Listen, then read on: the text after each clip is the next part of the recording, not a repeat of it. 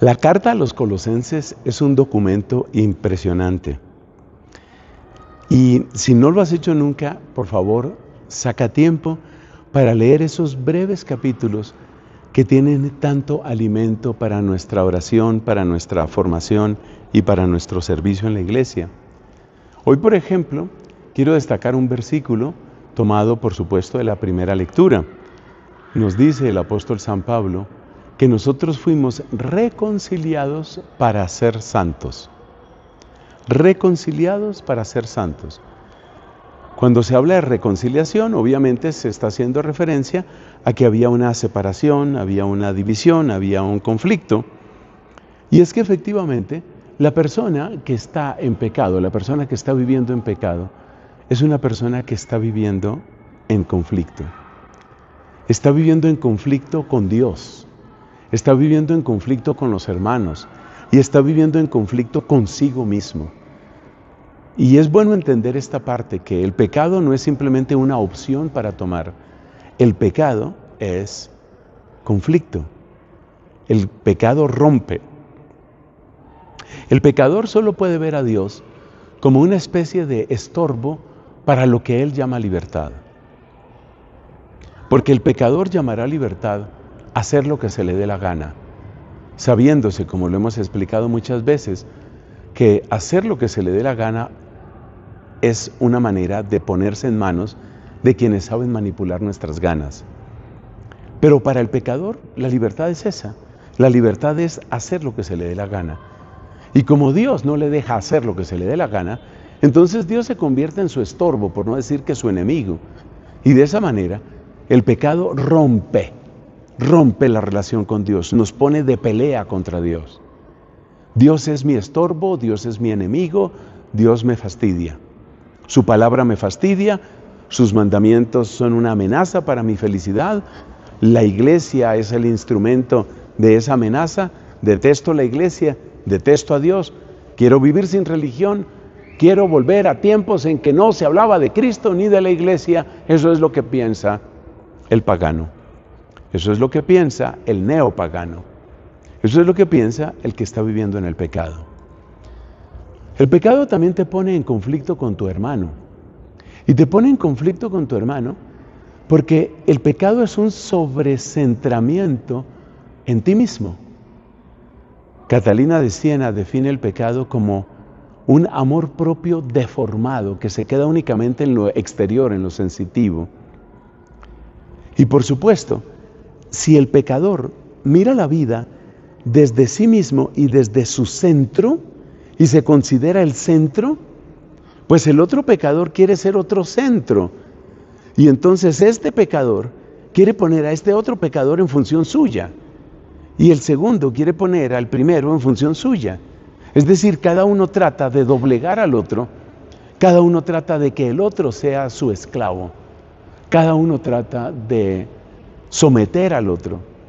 ¿Y qué crees que va a suceder ahí? Conflicto.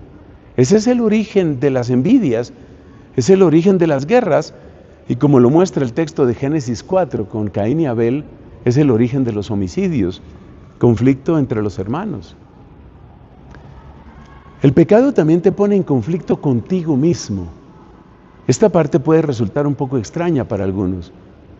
¿Cómo así que el pecado me pone en conflicto conmigo mismo si estoy haciendo yo lo que yo quiero?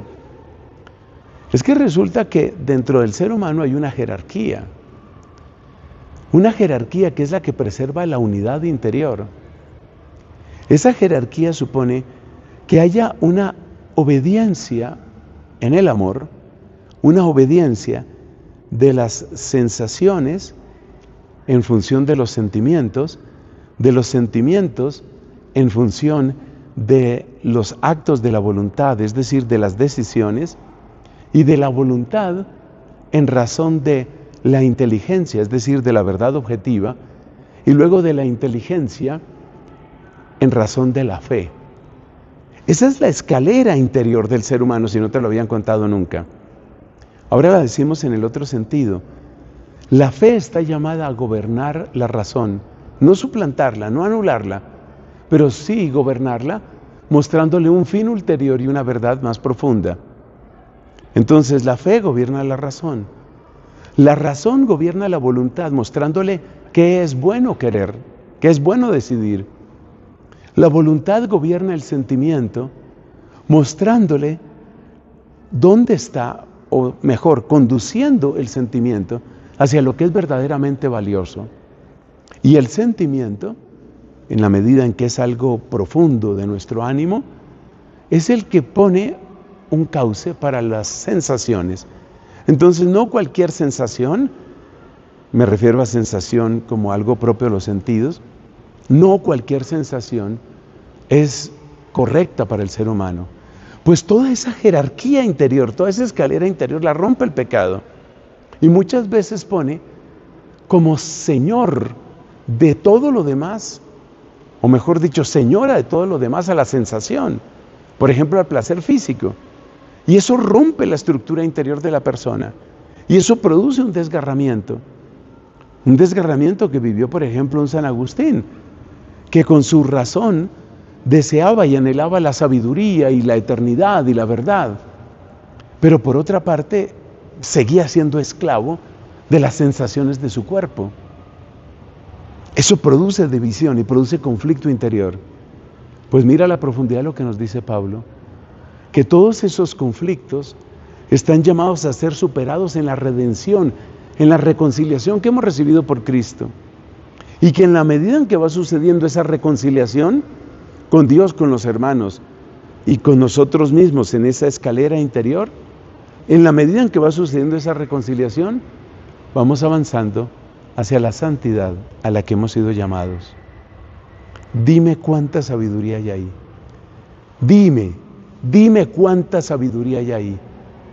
Y démonos cuenta cuánto perdemos al apartarnos de la palabra de Dios. San Pablo apóstol, intercede por nosotros. Amén.